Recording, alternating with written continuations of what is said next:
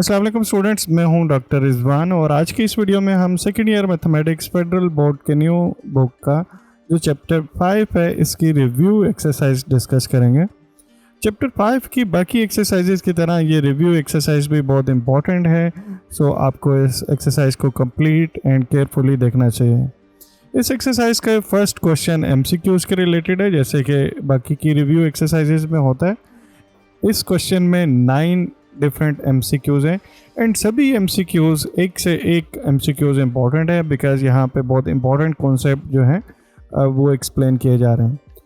हम गेस कर सकते हैं इस एमसीक्यूज एंड इवन एक्सरसाइज में से भी क्वेश्चन आ सकता है बिकॉज ये इतना सिंपल नहीं है, बाकी एक्सरसाइजेस की तरह थोड़ा सा ट्रिकी है।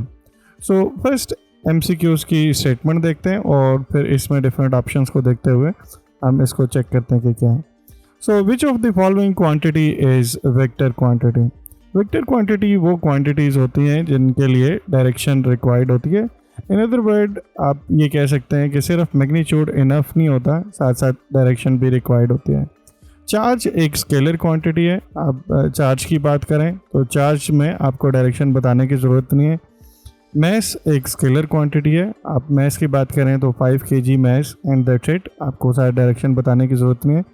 टाइम भी एक स्केलर क्वांटिटी है, बट जो मोमेंटम है ये एक वेक्टर क्वांटिटी है। मोमेंटम को हम नॉर्मली फिज़िक्स में p से रिप्रेजेंट करते हैं और ये एक्चुअली मास इनटू वेलोसिटी होता है। So because velocity vector quantity है, इसको मास से जब मल्टीप्लाई करेंगे तो ये भी हमारे पास एक वेक्टर क्वांटिटी ही आएगी। ओके, सेकेंड एमसीक्यूज को देखें तो एग्जैक्टली इसके अपोजिट पूछा हुआ है। विच of the following is scalar quantity? So scalar quantity कौन सी है? Displacement, yes, displacement shortest distance between 2 points को बोलते हैं और ये किसी एक स्पेसिफिक डायरेक्शन के अलॉन्ग होता है, सो ये वेक्टर क्वांटिटी होगी। वेट, यस, वेट भी वेक्टर क्वांटिटी है। वेट एक्चुअली हम डिफाइन करते हैं एम जी के साथ। यहाँ पे एम मैस आ गया और जी की डायरेक्शन, जी ग्रेविटेशनल एक्सेलरेशन है, ये toward the centre of earth होता है, सो ये भी एक वेक्टर क्वांटिटी है। इसी तरह से फोर्स, यस, फोर्स आपको बताना पड़ता है कि किस डायरेक्शन में आप फोर्स अप्लाई कर रहे हैं, सो अगेन डायरेक्शन इंपॉर्टेंट होगी। वर्क डन जो है ये एक स्केलर क्वांटिटी है बिकॉज ये dot product of force and displacement होता है और डॉट प्रोडक्ट हमेशा आपको एक स्केलर क्वांटिटी देती है। सो आप ये कह देते हैं कि ओके इतने जूल वर्क किया है, इसमें 7 डायरेक्शन बताने की ज़रूरत नहीं है। So work actually scalar quantity है और बाकी की वेक्टर क्वांटिटीज़ हैं। थर्ड पार्ट को देख लेते हैं। Which of the following can be use to determine the magnitude of velocity? Okay, so velocity का मैग्नीट्यूड कैसे आप फाइंड कर सकते हैं? Area under the acceleration time graph, okay, ये फर्स्ट ऑप्शन है। Area under the velocity time graph, ये second option है। Gradient of an acceleration time graph, okay, gradient of velocity time graph. अच्छा, मैं अब इनको डिफरेंट कॉन्सेप्ट्स को यहाँ एक्सप्लेन कर लेता हूँ। सो लेट्स से अगर आपके पास हॉरिजॉन्टल एक्सिस पे टाइम कंसिडर कर रहे हैं आप और वर्टिकल एक्सिस पे आप डिस्प्लेसमेंट कंसिडर कर रहे हैं, और इस केस में लेट्स से अगर आप एक ग्राफ प्लॉट कर लें तो इस केस में तो फिर आप कह सकते हैं कि velocity is actually slope of that graph, okay, या speed is actually slope of, let's say ये ए लाइन है, ये बी लाइन है, तो ए बी में जो इसकी स्पीड थी, एवरेज स्पीड, वो आप कह सकते हैं कि स्लोप ऑफ ए बी है। बट यहाँ पे देख लें किसी भी ऑप्शन में टाइम एंड डिस्प्लेसमेंट ग्राफ नहीं गिवन। ओके, आप स्लोप डिफाइन करेंगे तो स्लोप एक्चुअली डेरिवेटिव को रिप्रेजेंट कर रहा होता है। आप इससे कह सकते हैं कि ये D S by D T है, एस मैं डिस्प्लेसमेंट के लिए शो कर रहा हूँ, सो ये D S by D T है। दूसरा ये होता है कि जब आप एरिया की बात कर रहे होते हैं तो इन अदर वर्ड आप एक्चुअली इस कर्व को इंटीग्रेट कर रहे होते हैं। सो यहाँ पे ऑप्शन देख लें तो gradient of velocity time graph, आप ग्रेडियंट कैलकुलेट करेंगे वेलोसिटी टाइम ग्राफ में तो वेलोसिटी का फिर से डेरिवेटिव, ये तो एक्सेलरेशन बन जाएगा। Gradient of acceleration time graph, acceleration time graph में आप एक्सेलरेशन का ग्रेडियंट लेंगे तो ये एक्सेलरेशन का डेरिवेटिव को समटाइम जर्क बोलते हैं, सो ये जर्क का आ जाएगा, ओके, वेलोसिटी तो नहीं आएगी। Area under the velocity time graph, आप एरिया की बात करें तो आप एक्चुअली क्या कर रहे हैं, वेलोसिटी को इंटीग्रेट कर रहे हैं, तो ये तो एक्चुअली डिस्प्लेसमेंट आ जाएगा। और area under the acceleration graph अगर आप फाइंड करेंगे तो ये वेलोसिटी आएगी। ये ट्रिकी पार्ट है इसमें। तो यस, ये वेलोसिटी होगी बिकॉज एरिया में आप डेफिनेट इंटीग्रल कैलकुलेट कर रहे होते हैं और एक्सेलरेशन का डेफिनेट इंटीग्रल कैलकुलेट करेंगे तो ऑब्वियसली वेलोसिटी मिलेगी। So A option is the correct option. Okay, so fourth part को देख लेते हैं। The winner of 40 metre race must have greatest acceleration, average speed, instantaneous speed और मैक्सिमम स्पीड। सो इसमें देख लें, हम मैक्सिमम स्पीड की बात करें तो मैक्सिमम स्पीड अगर ज़्यादा है तो जोई नहीं है वो 400 मीटर वाली रेस विन कर जाए, बिकॉज मैक्सिमम स्पीड जो है सपोज उसने बहुत कम टाइम के लिए अचीव किया एंड देन फिर उसके बाद जिसने स्लो मोशन स्टार्ट कर लिया तो मैक्सिमम स्पीड लेट से ये 1000 भी हो, बाकी के टाइम में इसने बहुत स्लो मूव किया हुआ है तो ज़रूरी तो नहीं है कि वो विनर होगा इस रेस का। सो इसको हम एक्सक्लूड कर सकते हैं। सो इसका मतलब ये हुआ इंस्टेंटेनियस मीन किसी भी लम्हे उसकी इंस्टेंटेनियस स्पीड ग्रेटर है तो इसका मतलब है वो विनर होगा। Answer is no.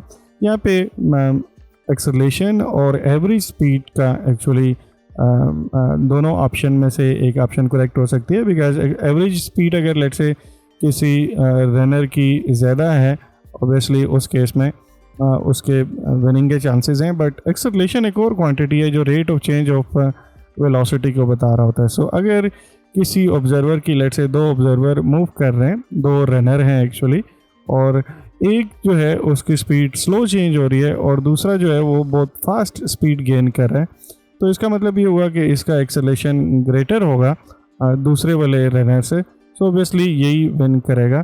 So start में आपको दोनों डाउटफुल लग रही थी, option B and option A, but जो करेक्ट ऑप्शन है वो ऑप्शन ए है, बिकॉज एवरेज स्पीड भी ग्रेटेस्ट होना इनफ नहीं है।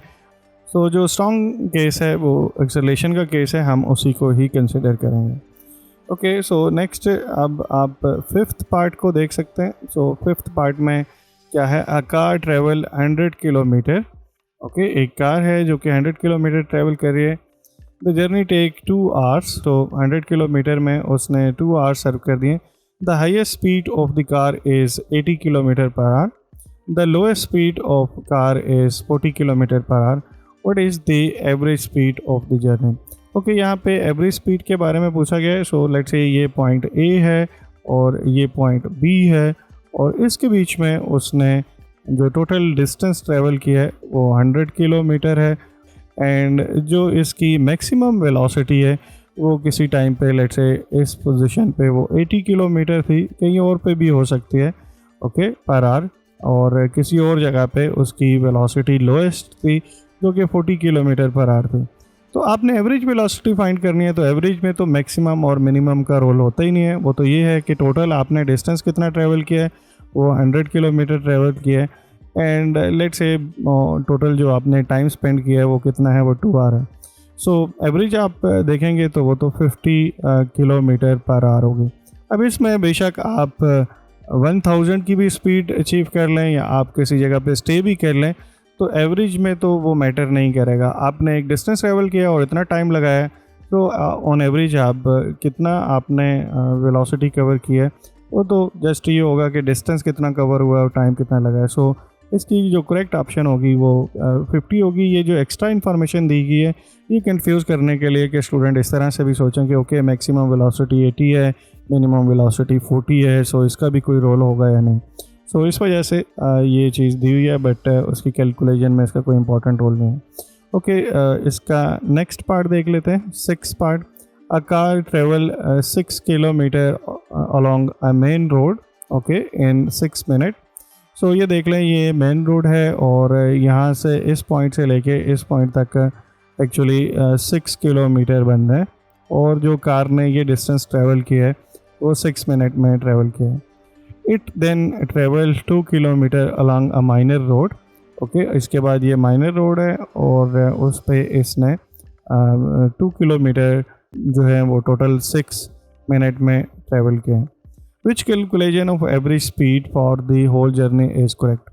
So again एवरेज स्पीड है, माइनर हो मेजर हो रोड उससे या मेन रोड हो, माइनर रोड हो या मेन रोड हो, इससे क्या फ़र्क पड़ता है। यस, ये पॉइंट ए है स्टार्टिंग और ये पॉइंट बी है। सो टोटल जो डिस्टेंस ट्रेवल हुआ है वो इम्पॉर्टेंट है और वो डिस्टेंस है 6 + 2। ओके, और जो टोटल टाइम लगा है वो इम्पॉर्टेंट है और वो है 6 + 6। यहाँ पे भी 6 मिनट लगे, यहाँ पे भी 6 मिनट लगे। इसके अलावा और तो कोई चीज़ इम्पॉर्टेंट नहीं है।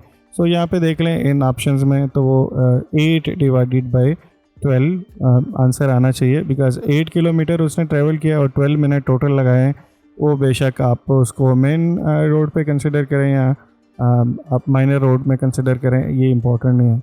सो वेलोसिटी जो स्पीड है, एवरी स्पीड, उसमें distance travel by time taken होता है। सो आप इस ऑप्शन को करेक्ट कंसिडर करेंगे। यहाँ पे टॉप पे 12 किलोमीटर डिस्टेंस है जो कि उसने कवर ही नहीं किया हुआ और 8 मिनट तो ऑब्वियसली उसने स्पेंड किए ही नहीं है। बाकी फार्मूलाज भी ठीक नहीं है। सो ये फर्स्ट ऑप्शन जो है वो ठीक होगी। Which person experience and acceleration. So यहाँ पे आपके पास डिफरेंट ऑप्शन है। सो इसमें से ये आपको बताना है कि किस पर्सन को एक्सेलेशन फील होगी, main change in velocity feel होगी। उस ऑप्शन को देख लेते हैं। A driver of car that is braking to stop at traffic light. Okay, so अगर ड्राइवर है वो ट्रैफिक लाइट से पहले ब्रेक अप्लाई कर रहा है तो वो एक्सेलेशन फील करेगा। एक्सेलेशन की डेफिनेशन आपको आनी चाहिए। Rate of change of velocity है, वेलोसिटी में जब भी चेंज होती है तो आप एक्सेलेशन फील करते हैं। ओके, सो इस केस में वेलोसिटी चेंज हो रही है, सो ऑब्वियसली इसने एक्सेलेशन फील करनी है ड्राइवर ने। कब एक्सेलेशन फील नहीं करेगा? जब वो यूनिफॉर्म वेलोसिटी के साथ, कांस्टेंट वेलोसिटी के साथ मूव कर रहा होगा, जैसे कि ट्रेन में होगा या लेट्स से उसने 100 किलोमीटर मेंटेन किया हुआ है, तो उस वक्त आप कह सकते हैं कि वो एक्सेलेशन फील नहीं करेगा। इसको आप एक बेहतर तरह से इस तरह से भी एक्सप्लेन कर सकते हैं कि लेट्स से आप कार के अंदर एक ग्लास ऑफ वाटर रख लें। सो आप देखें कि वो ग्लास ऑफ वाटर कब स्टेबल रहेगा, सीट पे या डैशबोर्ड पे। जैसे ही आप ब्रेक अप्लाई करेंगे तो उसने ग्लास ऑफ वाटर ने फॉल करना है जिस डायरेक्शन में आपकी कार मूव कर रही है। सो वो भी उसी डायरेक्शन में आगे की तरफ फोर्स फील करेगा। सो फोर्स एक्चुअली एक्सेलेरेशन के साथ रिलेट होती है, F = ma। So acceleration actually feel कर रहा होगा। A passenger in train that is stationary in railway station.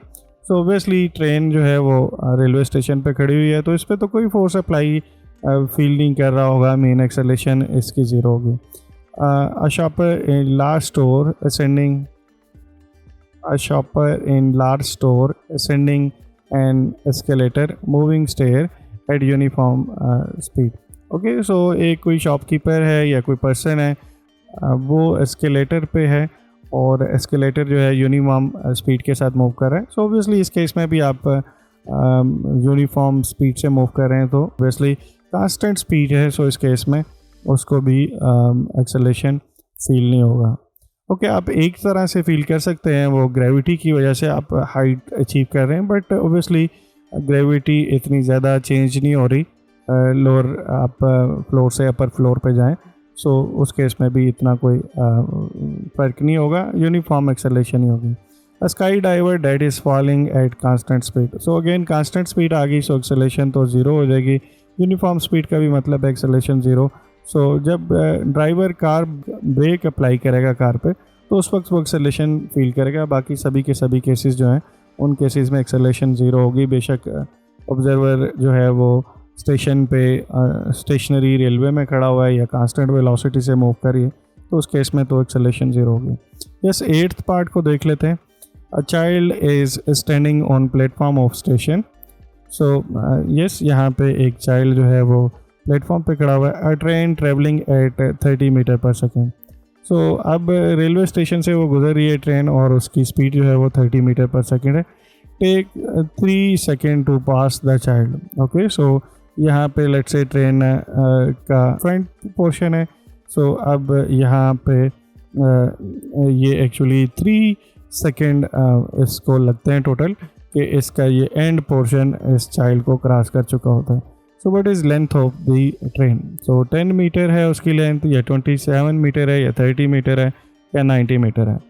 So interesting question है। यहाँ पे देख लें तो इसका इस वक्त आप कह सकते हैं कि t = 0 पे इसका ट्रेन का जो फ्रंट है या हेड कह सकते हैं आप, वो एग्जैक्टली चाइल्ड के साथ पैरेलल था। एंड देन 3 सेकंड बाद जो है वो ट्रेन का जो लास्ट पोर्शन था वो उसने क्रॉस किया। तो आप इस तरह से कह सकते हैं कि ये ट्रेन जब मूव करेगी तो ट्रेन ने टोटल जो डिस्टेंस ट्रेवल किया है वही एक्चुअली आपने फाइंड करना है। स्पीड आपको गिवन है 30 मीटर पर सेकंड। सो आप देख लें डिस्टेंस जो है वो आप कैलकुलेट कर सकते हैं। डिस्टेंस डिवाइडेड बाय टाइम जो है वो वेलोसिटी के इक्वल होता है या स्पीड के इक्वल होता है अगर आप मैग्नीट्यूड की बात करें। और ये गिवन है 30 और टाइम भी आपको गिवन है 3 और आप इजीली डिस्टेंस कैलकुलेट कर सकते हैं, वो 90 मीटर आ जाएगा। सो 90 मीटर टोटल एक्चुअली ट्रेन की लेंथ है। सो 90 मीटर की ट्रेन एक्चुअली जब इस पर्सन को या चाइल्ड को क्रॉस करेगी मीन उसके हेड से उसके टेल तक अगर जो आप लेंथ कैलकुलेट करें तो वो 90 मीटर आएगी। सो लास्ट पार्ट है MCQs का। A heavy object is released near the surface of earth and fall freely. Okay fine. Air resistance can be ignored. So आप एयर रेजिस्टेंस की बात नहीं कर रहे। Which statement about the acceleration of the object due to gravity is correct. So near the surface of earth की बात करें, यहाँ पे ग्रेविटेशनल एक्सेलरेशन कांस्टेंट होगा। एक तो ये सबसे पहले इंपॉर्टेंट बात है और आप बाकी सारे के सारे इफेक्ट को इग्नोर कर रहे हैं। मीन आप एयर रेजिस्टेंस को कंसिडर नहीं कर रहे।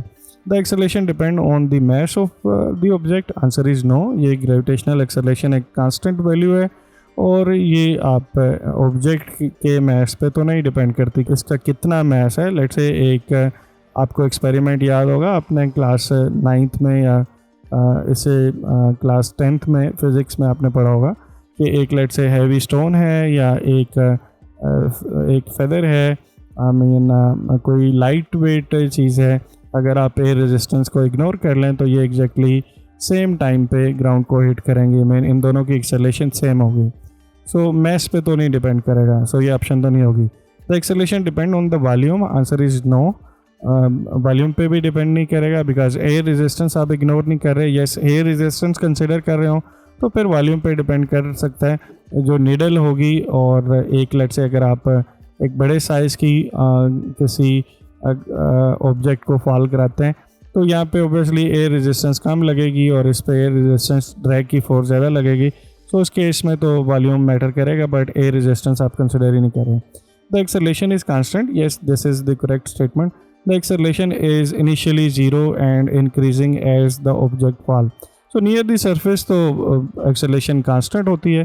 So ये तो ऐसा तो नहीं होगा कि initially acceleration 0 है and फिर उसके बाद increase करने लग जाएगी। So yes, C option is the correct option.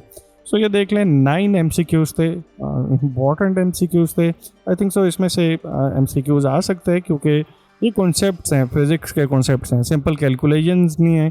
So very very important MCQs। अब हम इस एक्सरसाइज के बाकी के क्वेश्चंस को देख लेते हैं। Question number 2, 3, 4 and 5। Total 5 question है। सो बाकी के क्वेश्चंस को देख लेते हैं जल्दी से। यस अब सेकंड क्वेश्चन देख लेते हैं। ये ग्राफ रिलेटेड क्वेश्चन है। यहाँ पे आपके पास ओरिजेंटल एक्सिस पे टाइम गिवन है और वर्टिकल एक्सिस पे डिस्टेंस गिवन है। 5.1 टाइप का क्वेश्चन है। सो यहाँ पे हम इस स्टेटमेंट रीड करते हैं, ग्राफ को देखते हैं और फिर इनके डिफरेंट पार्ट्स को देखते हैं कि यहाँ पे क्या पूछा जा रहा है। The graph shows the movement of car from point A to D। Okay so ये आपके पास पॉइंट A है, ये पॉइंट D है और ये graph actually movement of car को शो कर रहा है। D is 500 metre from A। So जो टोटल डिस्टेंस है वो 500 मीटर है। यहाँ पे आपको वर्टिकली दिख भी रहा है डिस्टेंस जो 0 से लेके 500 तक की बात हो रही है। Note that there are 2 slant lines AB and CD। Okay so यहाँ पे ये 2 एंगल्ड लाइन है, स्लोप है जिनका कुछ ना कुछ। ओके और एक को AB के साथ रिप्रेजेंट किया जा रहा है, एक को CD के साथ रिप्रेजेंट किया जा रहा है। The slant line indicate the car is moving. So वही के स्लोप है इन लाइन का और ये रिप्रेजेंट कर रहे हैं कि कार मूविंग है। बट ये जो हॉरिजॉन्टल लाइन है इसका मतलब ये है कि कार का डिस्टेंस चेंज नहीं हो रहा, टाइम तो चेंज हो रहा है। टाइम एक्सिस पे देखें तो यस ये 10 सेकेंड है, 20 सेकेंड है, 30 सेकेंड है। सो 10 सेकेंड से 30 सेकेंड तक टाइम तो चेंज हो गया बट वर्टिकली अगर ग्राफ को देखें तो इसने ट्रैवल नहीं किया। मीन ये हॉरिजॉन्टल लाइन है और कार रेस्ट पे है, यही इसने बात की। The flat line indicate that the car is stop at rest. So okay, ये ग्राफ तो हमें ऑलरेडी रीड करना आता है, इसमें कोई इशू नहीं है। टाइम जो है वो सेकंड में गिवन है और डिस्टेंस जो है वो मीटर में गिवन है।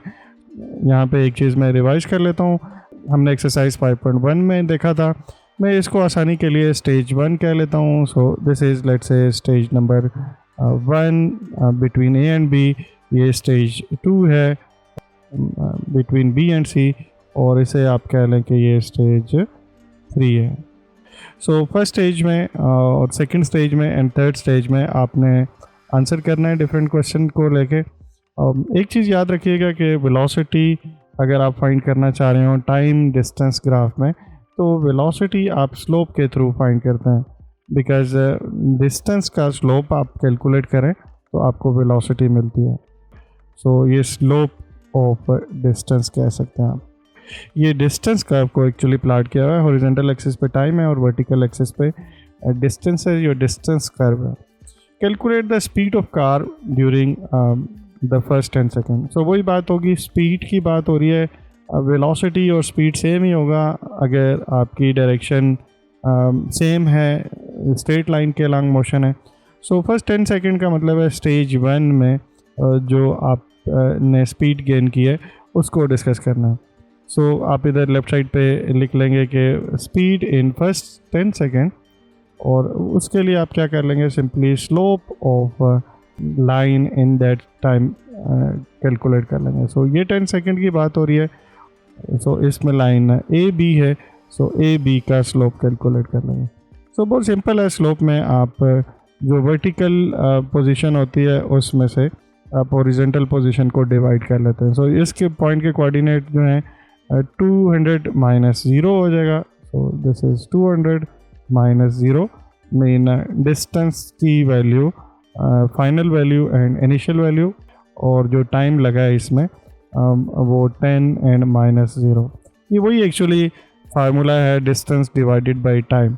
So distance cover divided by time taken, जो कि एक्चुअली स्लोप के थ्रू यहाँ पे रिप्रेजेंट किया हुआ है। और ये देखें तो ये 20 और मीटर पर सेकेंड आ जाएगी, यूनिट जो है वो मीटर पर सेकेंड है, सो 20 मीटर पर सेकेंड आएगा। For how long did the car stop. Okay, so second part में आपने ये बताना कि कार ने कितनी देर स्टॉप की है। सो देख लें यहाँ पे नज़र आ रहा है जितनी देर में ये टाइम स्पेंड हुआ है बी सी में 10 से लेके 30 सेकेंड तक। सो इतना कार ने स्टॉप किया। सो टाइम आप लिख सकते हैं time during which the car stop, इस तरह की कोई वर्डिंग लिख के आप ये कर लेंगे 30 माइनस 10, तो 20 सेकेंड इसने एक्चुअली स्टॉप किया। ओके, नेक्स्ट देख ले, what is speed of car on the journey from C to D. So C to D तक आपने स्पीड फाइंड करनी है, तो उसी तरह से स्लोप फाइंड कर ले सिंपली सी टू डी का। सो वेलोसिटी या speed from C to D इस तरह भी लिख सकते हैं। इसको आप लिख सकते थे velocity from A to B, notation कुछ भी हो सकती है। तो ये एक नोटेशन आप यूज़ कर सकते हैं। सो स्लोप ओके, इस पॉइंट के जो आप वाई कोऑर्डिनेट या वर्टिकल कोऑर्डिनेट की वैल्यू देख लें तो इसका वर्टिकल वैल्यू 500 है, और दूसरा जो पॉइंट है सी, इसकी वर्टिकल वैल्यू देखें तो वो 200 है, सो माइनस 200। इतना डिस्टेंस ट्रैवल किया है इसने सी टू डी जाने में, और जो टाइम लगा है तो वो देख लें, टाइम की वैल्यू यहाँ पे ये 60 पे डी पे पहुँचा है और यहाँ 30 है। सो 60 माइनस 30, तो जो टोटल टाइम लगा है वो 30 सेकेंड लगे। तो इधर देख लें 300 डिवाइडेड बाय 30, सो ये एक्चुअली 10 मीटर पर सेकेंड आ जाएगा। तो इसकी वैल्यू यहाँ पे आप लिख सकते हैं 10 मीटर पर सेकेंड वेलोसिटी है। Okay, next, on which part of the journey did the car travel faster. So A to B उसकी स्पीड 20 मीटर थी, बी टू सी उसने रेस्ट किया है, एंड सी टू डी उसकी स्पीड 10 थी। So obviously A to B में उसने fast move किया है, तो आप लिख लेंगे during journey A to B, okay, या ड्यूरिंग जर्नी इन स्टेज 1, आप इस तरह से भी कह सकते हो। और कैसे पता चला आपको वेलोसिटी बता रही है? एक और तरह से भी देख सकते हैं, स्टीपनेस ऑफ दी कर्व देख लें, जितनी ज़्यादा स्टीप होगी कर्व उतना ज़्यादा उसकी स्पीड होगी, बिकॉज स्लोप ज़्यादा होगा। तो इस पहले वाले पोर्शन में ये ज़्यादा स्टीप है, ये कम स्टीप है, सो इसका मतलब है यहाँ पहले वाले पोर्शन में इसने फास्ट मूव किया होगा। डायरेक्टली भी आप देख के कह सकते हैं, अदरवाइज़ हमने ये नंबर्स कैलकुलेट किए हुए हैं और उससे हमें आइडिया हो गया। फिफ्थ पार्ट को देखें तो what is average speed of car for whole journey. So total जो उसने डिस्टेंस ट्रेवल किया है उसमें एवरेज स्पीड क्या थी। सो VAVC लिख सकते हैं, एवरेज स्पीड, ओके, या नाम कुछ भी दे सकते हैं। टोटल डिस्टेंस उसने जो ट्रैवल किया है वो 500 मीटर का डिस्टेंस ट्रैवल किया है और जो टोटल टाइम लगा है वो 60 सेकेंड लगे। सो मीटर पर सेकेंड लिख लें और यहाँ से सिंपली देख लें तो 50 डिवाइडेड बाय 6 मीटर पर सेकेंड इसकी एवरेज स्पीड हो जाएगी, जिसमें ओबियसली वो पार्ट भी इंक्लूडेड है जहाँ पे ये रेस्ट में रही है। ओके, लास्ट यही है कि what is average speed of car for the time when it was moving. So अब आपने एवरेज स्पीड फाइंड कर लेनी है सिर्फ उस पोर्शन में जब कार मूव कर रही थी। तो अब आप देख लें कि अगर V मूविंग कैलकुलेट कर लें, V मूविंग मतलब average velocity when car is moving. So उसमें से ये जो 20 सेकेंड है ये माइनस कर लें टोटल 60 में से। कार मूव कर रही थी फर्स्ट 10 सेकेंड में एंड देन 30 to 60 सेकेंड में। तो टोटल जो टाइम उसने लगाया ड्यूरिंग मूवमेंट वो 40 सेकेंड थे और टोटल जो उसने डिस्टेंस ट्रैवल किया है वो 500 है। सो अब इस केस में आप इन दोनों को डिवाइड कर लें तो ये 50 डिवाइडेड बाय 4 आ जाएगा, या आप इसको 25 डिवाइडेड बाय 2 भी लिख सकते हैं। So this is actually 25 divided by 2 metre पर सेकेंड। ओके, अब क्वेश्चन नंबर 3 को देख लेते हैं। इसमें भी हमें ग्राफ गिवन है, बट इस वक्त time and velocity graph given है। Time and displacement graph and time and velocity graph में डिफरेंस है। सबसे पहले ग्राफ के रिलेटेड जब भी क्वेश्चन हो तो आप ये सबसे पहले देखें कि आपको वर्टिकल एक्सिस पे क्या मेंशन है, वेलोसिटी है या डिस्टेंस है।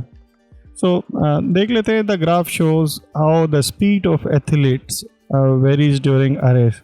ओके, कोई एक एथलीट है जो कि किसी रेस में पार्टिसिपेट कर रहा है और उसकी स्पीड इस तरह से चेंज हो रही है। ओके, सो फर्स्ट पार्ट में क्या पूछा जा रहा है, calculate the acceleration of athlete during the first 4 second. So obviously first 4 second में ये स्टार्ट में था, स्पीड इसकी 0 थी जब टाइम स्टार्ट हुआ। सो इसने एक्सेलरेट करना है, मेन वेलोसिटी गेन करनी है और फर्स्ट 4 सेकेंड में अगर देखें यहाँ तक एक्चुअली टाइम जब पास होगा तो ये 8 मीटर पर सेकेंड की स्पीड गेन कर चुका होगा। ये साथ में यूनिट मेंशन किया हुआ है। आपसे क्या पूछा जा रहा है, एक्सेलरेशन पूछी जा रही है, ये वेलोसिटी का ग्राफ है। सो वेलोसिटी से एक्सेलरेशन अगर आपने फाइंड करनी हो तो डेरिवेटिव लेते हैं एंड ग्राफिकली इसका मतलब होता है कि आप स्लोप लेते हैं। सो इसको A कह लें, इसको B कह लें, इसको C कह लें और इस पॉइंट को D कह लें ग्राफ के ऊपर। ये लेट्स से स्टेज 1 है और इसी तरह से ये स्टेज 2 है और ये स्टेज 3 है। अगर आप एक्सेलरेशन की बात कर रहे हैं in first 4 second, so acceleration from A to B भी कह सकते हैं, या आप वर्डिंग में भी लिख सकते हैं कि acceleration in first 4 second. Okay, और वो आप कैलकुलेट कर सकते हैं। उसके लिए आपने सिंपली इस वेलोसिटी ग्राफ का स्लोप कैलकुलेट करना है। यहाँ पॉइंट मेंशन करें तो पॉइंट में आप T वैल्यू जो है वो 4 है और वर्टिकली इसकी वैल्यू 8 गिवन है। सो स्लोप आप इजीली फाइंड कर सकते हैं। 8 माइनस 0 के कोऑर्डिनेट 0 0 है एंड डिवाइडेड बाय 4 माइनस 0। तो यहाँ से ये 2 मीटर पर सेकेंड स्क्वायर आ जाएगा। यहाँ देख लें ये मीटर पर सेकेंड है और यहाँ पे ये भी सेकेंड में गिवन है। एक्सेलरेशन का यूनिट मीटर पर सेकेंड स्क्वायर बन जाएगा। What was the athlete doing between the 4 to 14 सेकेंड। सो ये 4 सेकेंड है और ये 14 सेकेंड है। इसमें देखें तो वेलोसिटी जो है ये ग्राफ हॉरिजॉन्टल है और इसका मतलब ये हुआ कि ये जो एथलीट है ये कांस्टेंट वेलोसिटी के साथ मूव कर रहा है, कांस्टेंट वेलोसिटी के साथ ये रनिंग कर रहे हैं। तो यही लिखेंगे, the graph shows it is moving या रनिंग, जो भी आप इसमें वर्ड यूज़ करना चाहें suitable. So moving with speed देखें तो इस वक्त स्पीड क्या है, 8 मीटर पर सेकेंड। तो इस स्पीड से ये रनिंग कर रहा है 8 मीटर पर सेकेंड के, और यहाँ पे वेलोसिटी इसकी कांस्टेंट है। फिर नेक्स्ट देख लें, calculate the deceleration of athlete in final stage. Okay, so final stage में ये C to D की बात करें और ऑब्वियसली देख लें ग्राफ से नज़र आ रहा है कि ये ग्राफ नीचे आ रहा है, सो अब वेलोसिटी कम हो रही है, सो डिसलरेट कर रहा है। सो ये आप लिख सकते हैं एक्सेलरेशन इन CD और वो आप कैलकुलेट कर सकते हैं। तो इसका कोऑर्डिनेट देख लें, अगेन इसका टाइम कोऑर्डिनेट 14 है और वेलोसिटी कोऑर्डिनेट 8 है। सो आप वेलोसिटी कोऑर्डिनेट -0 यहाँ पे देख लें तो एक्चुअली 0 हो गया, और इसी तरह से इस पॉइंट का टाइम कोऑर्डिनेट 14 और इस पॉइंट का टाइम कोऑर्डिनेट 16। सो अब आप इनको सिंप्लीफाई करें, सो ये -4 मीटर पर सेकेंड स्क्वायर के रेट के साथ ये डिसलरेट कर रहा है। ये नेगेटिव साइन एक्चुअली शो कर रहा है कि ये डिसलरेट कर रहा है। ग्राफ से भी आपको एग्जैक्टली यही सिचुएशन नज़र आ रही है। नेक्स्ट पार्ट में, how far the athlete moves in first 4 second. So first 4 second में एथलीट ने टोटल कितना डिस्टेंस ट्रेवल किया है। सो वेलोसिटी से आप डिस्टेंस कैलकुलेट करना चाह रहे हैं तो आपको वेलोसिटी को इंटीग्रेट करना पड़ेगा। यस, ये हमने बहुत डिटेल में देखा है प्रीवियस एक्सरसाइजेज में। सो इंटीग्रेशन को आप डेफिनेट इंटीग्रल को रिलेट कर सकते हैं एरिया के साथ। सो आप सिंपली ये कह सकते हैं कि डिस्टेंस इन फर्स्ट 4 सेकेंड ये किसके इक्वल होगा। Yes, 0 to 4 of velocity graph का डेफिनेट इंटीग्रल, और वो इस ग्राफ से आप फाइंड कर सकते हैं area of triangle O B, और इसे लेट से F कह लें। और ये क्या है, हाफ एंड बेस इस वक्त देख लें तो 4 यूनिट है। सो बेस एंड हाइट इस वक्त देखें तो वो 8 है। सो 8 2 16 मीटर एक्चुअली इसने डिस्टेंस ट्रैवल कर लिया होगा।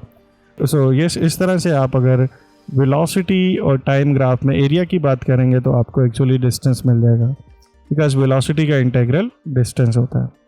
वेलोसिटी एक्सेलरेशन में अगर आप एरिया की बात करेंगे तो उससे आपको स्पीड मिल जाएगी। टाइम एक्सेलरेशन ग्राफ में अगर आप एरिया की बात करेंगे तो एक्सेलरेशन का जो डेफिनेट इंटीग्रल है वो आपको स्पीड देगा। सो what is total distance travel by the athlete. So fifth part में टोटल डिस्टेंस की बात हो रही है। सो अगेन वेलोसिटी ग्राफ से टोटल डिस्टेंस कैलकुलेट किया जा सकता है। फर्स्ट पार्ट में हमने डिस्टेंस कैलकुलेट कर लिया, इसी तरह सेकंड स्टेज में भी हम डिस्टेंस कैलकुलेट कर सकते हैं एंड थर्ड स्टेज में भी डिस्टेंस कैलकुलेट कर सकते हैं। सिंपली हमने क्या करना है, यहाँ पे एरिया फाइंड कर लेना है। सो this is A1, this is A2, let's say ये रेक्टेंगल जो है, एंड दिस इज़ A3। सो जो टोटल डिस्टेंस होगा वो एक्चुअली ग्राफ से आप कह सकते हैं कि सम of A1, A2 and A3 होगा। सो A1 तो हमने कैलकुलेट कर लिया, ये 16 है, और A2 की बात करें तो ये टोटल इसकी लेंथ 10 यूनिट है, यहाँ 14 है, इधर 4 है, तो बीच में जो आएगी वो 10 यूनिट, और हाइट जो है वो 8 है। सो ये 80 आ जाएगा। तो 80 मीटर तक ये एक्चुअली कांस्टेंट रनिंग करता रहा है, यहाँ से लेके यहाँ तक डिस्टेंस इसने 80 मीटर कवर किया है। एंड देन फिर इस लास्ट वाले पार्ट में देख लें तो सो वही ट्रायंगल है। So half base into height का फार्मूला लगेगा। बेस इस वक्त 2 यूनिट है और हाइट 8 है, तो इस पोर्शन में ये 8 मीटर इसने रनिंग किया है। सो 8, 16 एंड 80 को ऐड कर ले, सो ये 96 और 104 आ जाएगा। तो यस, 104 मीटर तक एक्चुअली इसने टोटल रनिंग की है, और आप इस तरह से बड़ी इजीली इन क्वेश्चंस को सॉल्व कर सकते हैं। ओके, सो अब हम क्वेश्चन नंबर 4 को देख लेते हैं। यहाँ पे हमें वेलोसिटी फंक्शन गिवन है 1/π and plus sin 3t represent the velocity of an object moving on a line. Okay, so straight line के along object move कर रहा है at t is equal to π/3, ये इस specific time पे the position is 4. Okay, so 4 unit ये far away है। Write the acceleration function, आपने acceleration find करनी है। राइट द पोजिशन फंक्शन, आपने पोजिशन फंक्शन फाइंड करना है। At t equal to π/4 the object speeding up or slowing down, आपने इस स्पेसिफिक टाइम पे ये देखना है कि ऑब्जेक्ट स्पीड अप हो रहा है या स्पीड डाउन हो रहा है, ओके, या स्लो डाउन हो रहा है, आपने ये बताना है। और इस इंटरवल में आपने वेलोसिटी ऑफ ऑब्जेक्ट बतानी है when acceleration is 3 metre. So first part तो सिंपल है। फर्स्ट पार्ट में आप क्या करेंगे, एक्सेलरेशन फंक्शन फाइंड करेंगे। सो वेलोसिटी से एक्सेलरेशन फंक्शन बड़ी इजीली कैलकुलेट किया जा सकता है।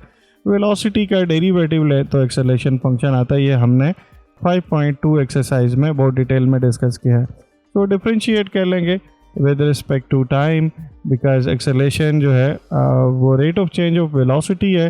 सो dv/dt आप सिंपली कैलकुलेट करें तो एक a ऑफ t आ जाएगा, यहाँ लेफ्ट साइड पे a ऑफ t लिख लेते हैं, और 1/π कांस्टेंट है, सो इसका डेरिवेटिव 0 हो जाएगा। साइन का डेरिवेटिव cos आ जाएगा, 3t एंगल इसी तरह, और फिर एंगल का भी डेरिवेटिव साथ में मल्टीप्लाई करना पड़ेगा। सो this is actually 3 cos of 3t। सो इस सब बात को अगर सिंप्लीफाई करें तो हमें जो एक्सेलरेशन फंक्शन मिला है वो एक्चुअली 3 cos 3t है। सो ये फर्स्ट पार्ट का आंसर है। ओके, इसको बॉक्स में कर लेंगे। इसी तरह से सेकंड पार्ट में देखें तो आपने क्या करना है, एक्चुअली पोजीशन फाइंड करनी है। सो पोजीशन को और वेलोसिटी को रिलेट किया जा सकता है। By definition velocity is actually rate of change of position function. So यहाँ से आपने ds कैलकुलेट करना है। सो ds सेपरेट हो जाएगा एंड वेलोसिटी के साथ dt मल्टीप्लाई हो जाएगा। अब पोजीशन के लिए आप दोनों तरफ इंटीग्रेट कर लेंगे और देख लें आपके पास velocity function 1/π sin 3t given है। तो यहाँ पे राइट साइड पे पुट कर लेंगे। तो लेफ्ट साइड से मैं इससे यहाँ पे करके लिखता हूँ। तो हमारे पास पोजीशन फंक्शन जो आएगा उसकी value 1/π and plus sign 3t का इंटीग्रल होगी। ओके, अब आप इसको इंटीग्रेट कर लें। सो 1/π एंड यहाँ पे कांस्टेंट की इंटीग्रेशन या 1 की इंटीग्रेशन t हो जाएगी, और इसी तरह से साइन 3t की integration minus cos 3t, and obviously ये जो एंगल है इसको डिवाइड करना पड़ता है इंटीग्रल में, एंड साथ कांस्टेंट ऑफ इंटीग्रेशन भी आ जाएगा। So yes, this is actually position function जो कि आपको किसी भी टाइम पे पार्टिकल की पोजीशन बताएगा। एक जस्ट इशू इसमें रह गया, और वो ये है कि हमें इस कांस्टेंट की वैल्यू, जो आर्बिट्रेरी कांस्टेंट है, इसकी वैल्यू फाइंड करनी है। उसके लिए देखें तो हमें साथ में इनिशियल पोजीशन गिवन है, और वो पोजीशन क्या है, at t = π/3 particle is at 4। सो मैं इसको मैथमेटिकली इस तरह लिखूँगा, when t = π/3 s of π/3 mean particle is at 4 unit. So अब यहाँ पे ये पुट कर लेते हैं। सो राइट साइड पे भी और लेफ़्ट साइड पे भी ये कंडीशन यूज़ करते हैं। तो लेफ़्ट साइड पे s ऑफ π/3 की वैल्यू 4 आ जाएगी, एंड अगर आप राइट साइड पे पुट करेंगे so π/3 and divided by pi and minus cos and 3 × π/3 and whole divided by 3। ये नोट कीजिएगा, ये बाहर है, इससे आपने मीन इस सारी क्वांटिटी को 3 से डिवाइड करना है। अब यहाँ पे ये 3 और 3 बैलेंस आउट हो जाएगा, और ये पाई और पाई बैलेंस आउट हो जाएगा। सो यहाँ पे देखें तो 4 and equal to 1/3 and minus, yes cos pi बचा है। cos पाई की वैल्यू कैलकुलेटर से आप कैलकुलेट कर सकते हैं, -1 होती है। सो ये 1/3 आ जाएगी यहाँ से भी, एंड c। तो अब आप c की वैल्यू कैलकुलेट करना चाहें तो इन 2/3 बनेगा, ये दोनों ऐड करेंगे, इसको 4 से माइनस कर लेंगे। सो 4 - 2/3, और इधर इवन एलसीएम लेके आप लिख लेंगे, यस एलसीएम लें तो ये 3 4 12, 12 - 2 10/3 आ जाएगा। सो यस, ये अगर वैल्यू इस पोजीशन फंक्शन में पुट कर ली जाए तो आपको पोजीशन फंक्शन मिल जाएगा जो कि स्पेसिफिकली इस वैल्यू के इक्वल होगा। सो आप इसको भी बॉक्स में कर लेंगे। ये सेकंड पार्ट का आंसर था। सो अब आप क्या करेंगे, थर्ड पार्ट को देख लें। At t = π/4 the object is speeding up और स्लो डाउन। आप t = π/4 पे आप एक्सेलरेशन को देखेंगे। अगर एक्सेलरेशन पॉजिटिव हुई तो ये पार्टिकल स्पीड अप कर रहा होगा, और अगर एक्सेलरेशन नेगेटिव हुई तो ये डिसेलरेट कर रहा होगा, पार्टिकल अपनी स्पीड को स्लो कर रहा होगा। सो इस पार्ट का यहाँ पे आंसर कर लेते हैं। सो एट t = π/4, अगर आप लेफ़्ट साइड पे भी पुट कर लें और राइट साइड पे भी इसको रिप्लेस कर लें, सो π/4 एंड 3 cos ऑफ 3 × π/4। ओके, अब आप इसको सिंप्लीफाई कर सकते हैं और इसका साइन देख सकते हैं कि क्या बनता है।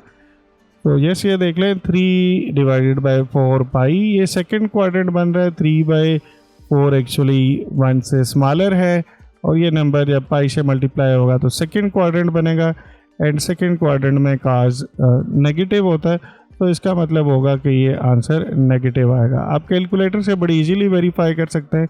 सो एक्सेलरेशन नेगेटिव आ रही है, इसका मतलब है ये पार्टिकल स्लो डाउन हो रहा है।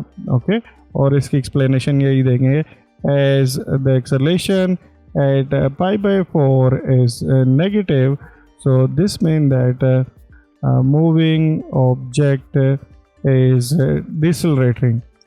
Decelerating का मतलब ये हुआ कि पार्टिकल स्पीड अपनी स्लो कर रहा है। On interval pi/2 to pi, what is the velocity of object when acceleration is 3? so acceleration की वैल्यू 3 पुट कर ले तो आपने वेलोसिटी फाइंड करनी है in this specific interval. So acceleration की जगह पे आप अगर 3 पुट कर लें तो देख लेते हैं यहाँ पे एक्सेलरेशन की वैल्यू लास्ट पार्ट ट्रिकी हो सकता है। सो एक्सेलरेशन को 3 पुट कर रहे हैं और हमारे पास 3 cos ऑफ 3t आ रहा है। तो 3 को बैलेंस किया जा सकता है, इसका मतलब है cos 3t इक्वल टू 1। अब cos फंक्शन कहाँ पे 1 हो सकता है, वो एक्चुअली 0 पे हो सकता है एंड 2 पाई पे हो सकता है। इसी तरह से 4 पाई पे भी हो सकता है 1 और 6 पाई पे भी हो सकता है। मेन पाई के इवन मल्टीपल पे 1 हो रहा होता है। सो अब दोनों तरफ से आप अगर लेट से cos को कैंसिल आउट कर लें, सो t की वैल्यू 2 पाई/3 बनती है और ये एग्जैक्टली उस इंटरवल में भी लाई कर रही है।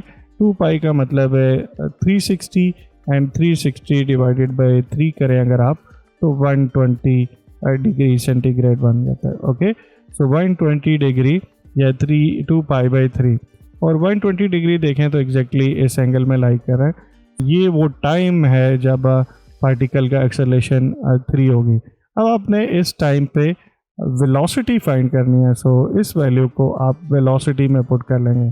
सो velocity at this specific time is equal to 1/पाई एंड साइन ऑफ साइन के एंगल में देख लें तो वो 3 पाई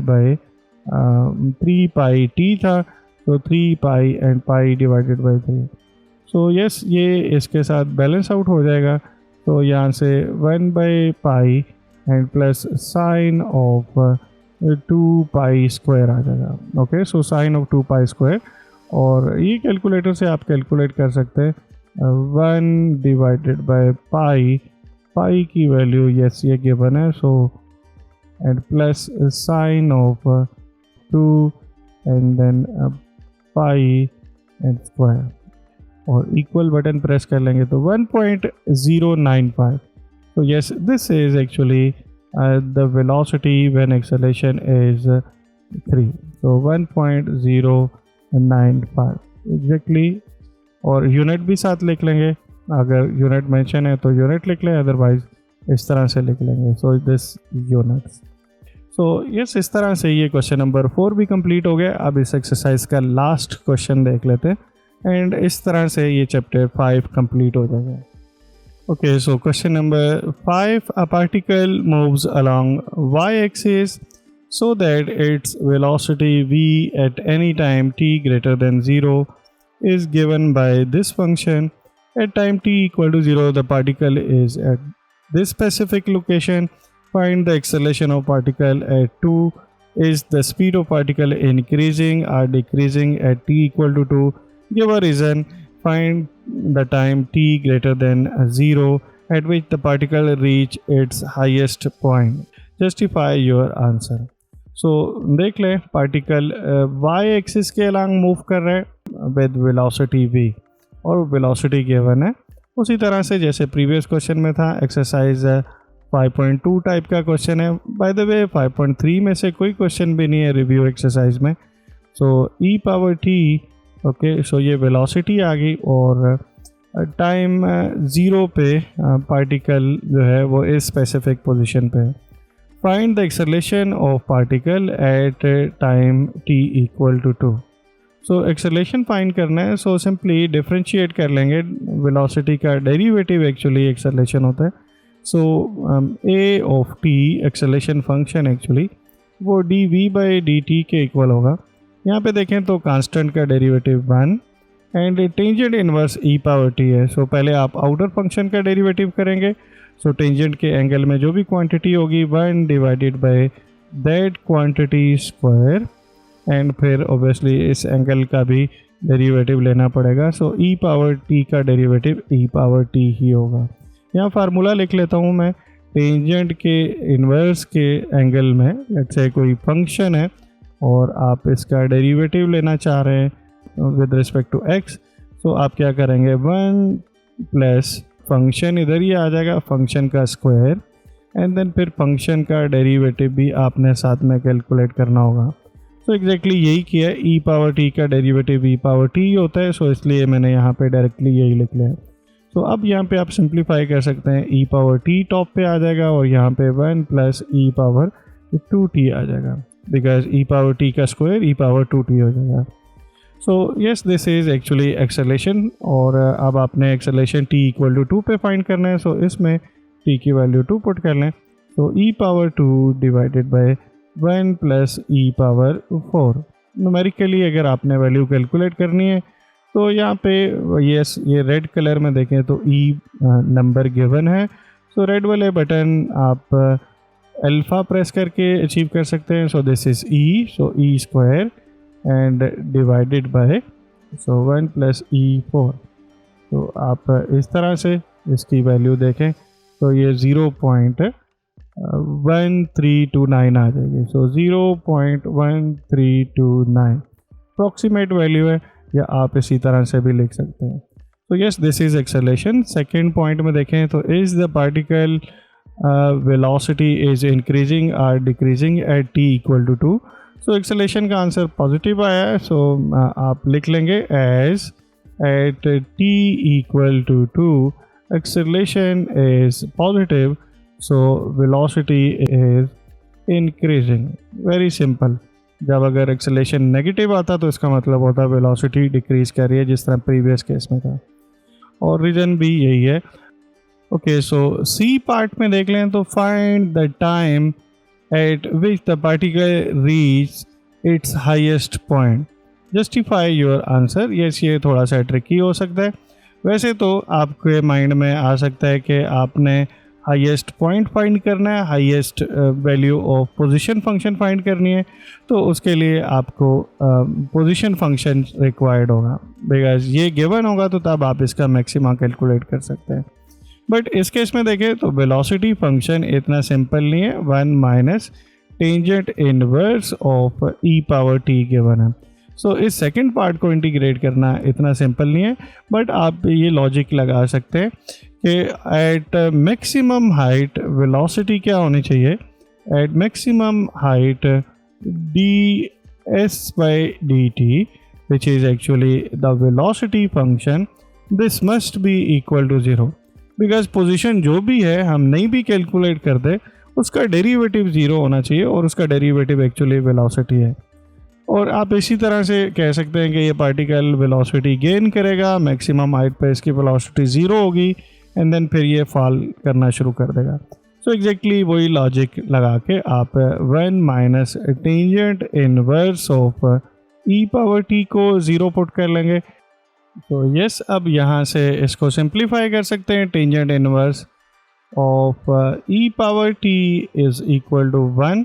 इन टेंजेंट इनवर्स को अगर आप राइट साइड पे शिफ्ट कर लें, या आप ये कह लें कि दोनों तरफ टेंजेंट अप्लाई कर लें, तो टेंजेंट इधर भी अप्लाई कर लेंगे और टेंजेंट 1 पे भी अप्लाई हो जाएगा। तो ये दोनों तो बैलेंस आउट हो जाएंगे, ई पावर टी आ जाएगा और इस तरफ से टेंजेंट ऑफ 1 आ जाएगा। तो नेक्स्ट स्टेप में आप ये कर सकते हैं कि टी फाइंड करना चाह रहे हैं, टी पावर में है, सो आप लॉग ले लें। So log of E power T, और इस तरफ log of tangent of 1। Okay, tangent 1 की ओबियसली कोई वैल्यू होगी, हमें उसमें अभी फ़िलहाल इंटरेस्ट नहीं है, देख लेते हैं कि ये क्या है। So t equal to log e, yes ये नीचे आ जाएगा, और लॉग ई की वैल्यू आप 1 पुट कर लेंगे। So log of tangent of 1, सो अब p की ये वैल्यू आप कैलकुलेट कर सकते हैं। यस, टेंजेंट ऑफ 1 अगर आप देखें, so yes tangent of 1 radian में कैलकुलेटर होना चाहिए और इसका लॉग भी ले लें, तो log of answer, so this is 0.4430, so yes 0.4430 second.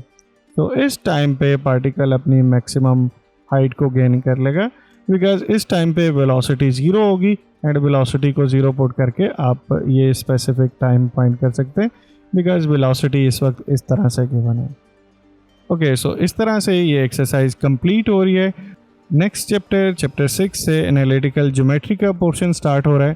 सो हम डिटेल में देखेंगे कि एनालिटिकल ज्योमेट्री का एक्चुअली पर्पस क्या है और हम एनालिटिकल ज्योमेट्री में किन टॉपिक्स को स्टडी करते हैं। तब तक के लिए थैंक यू।